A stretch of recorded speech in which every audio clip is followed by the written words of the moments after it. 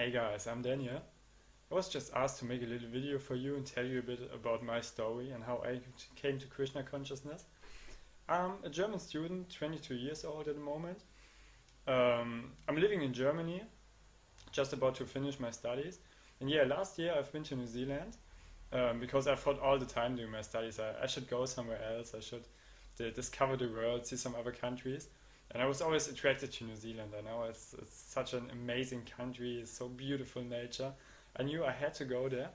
And so I was studying for one semester in Christchurch.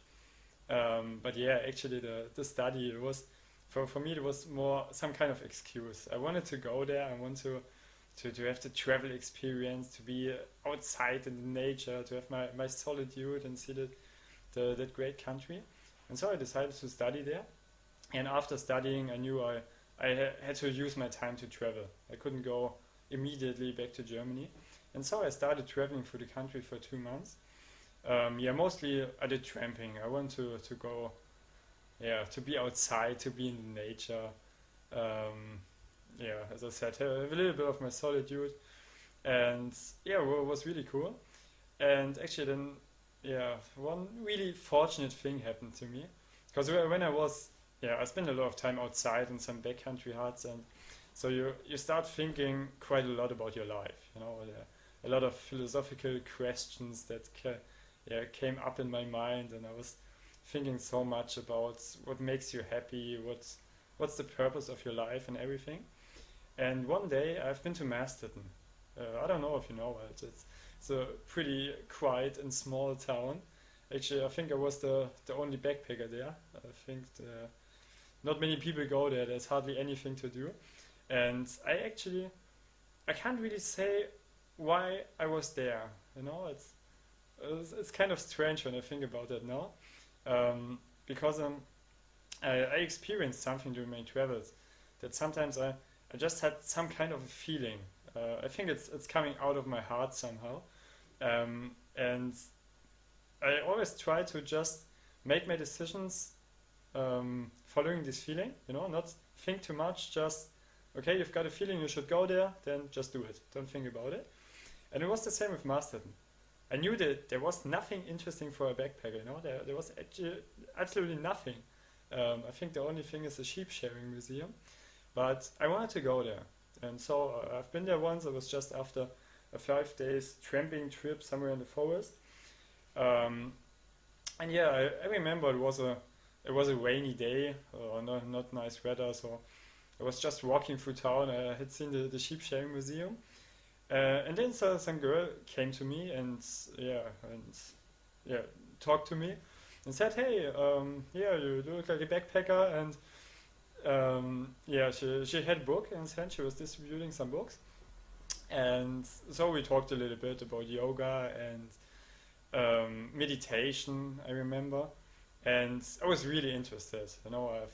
I always tried some meditation, I think since 3 years, and so I was kind of interested.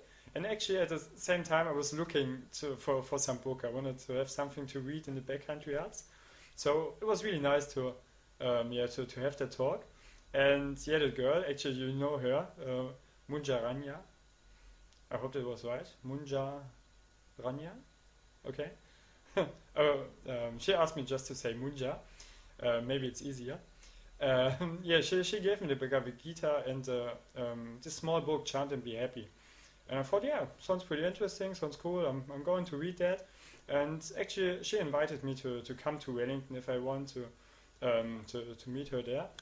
I thought, okay, I will go, I will read the book and yeah, see what happens.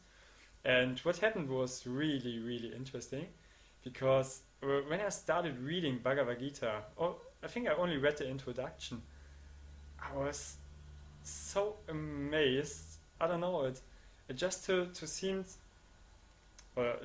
to be fitting for all my questions. I was thinking so many philosophical questions. And when I started reading that book, it was just like, bam, that's it. That's the solution to all my problems.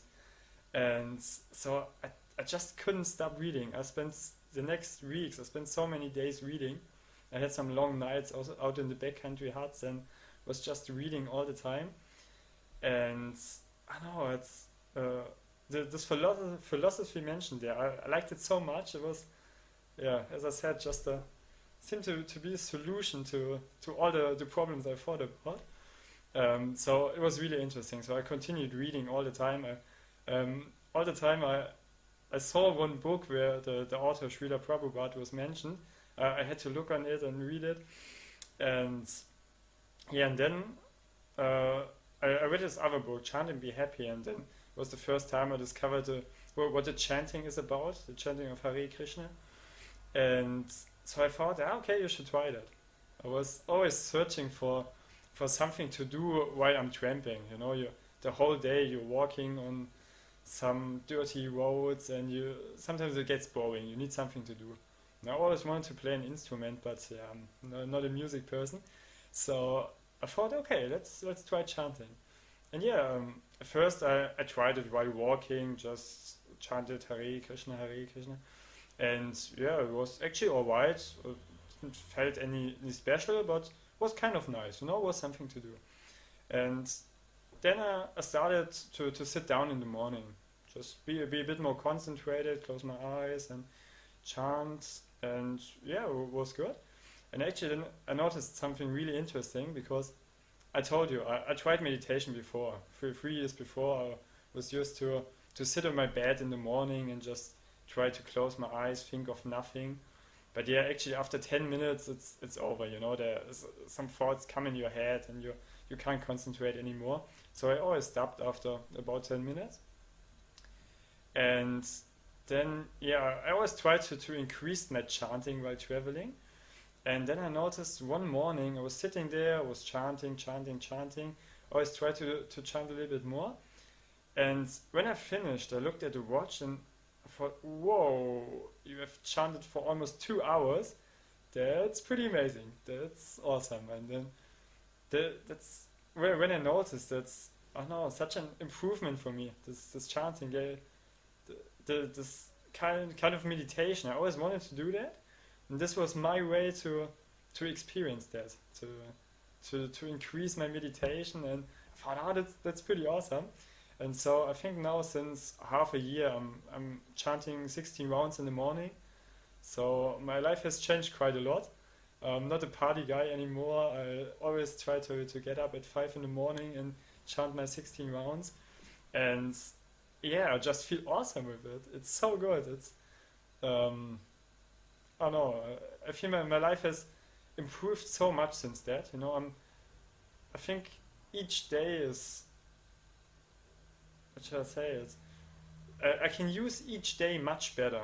You know, you don't waste your time with go out on parties and drink something, and I don't know, it's just awesome. I like it.